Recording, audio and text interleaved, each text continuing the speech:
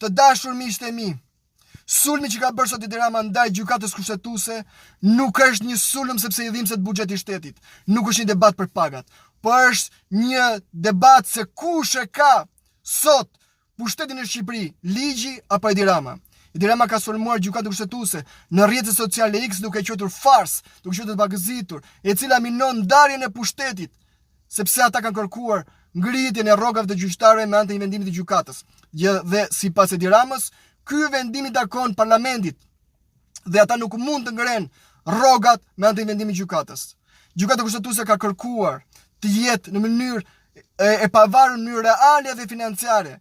Por me këtë vendim gjykata kushtetuese ka kaluar linjën e kuqe, sepse nuk është më në kontrollin e ekzekutivit, nuk është më në kontrollin e Edi Ramës.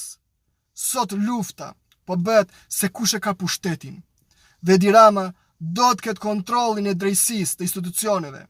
Edi Rama sot do të ketë kontroll sepse në datën 22 janar do shqyrtohet vendimi për pezullimin nga detyra të Belinda Ballukut. Sot Edi Rama lufton për pushtetin, nuk lufton për buxhetin e shtetit.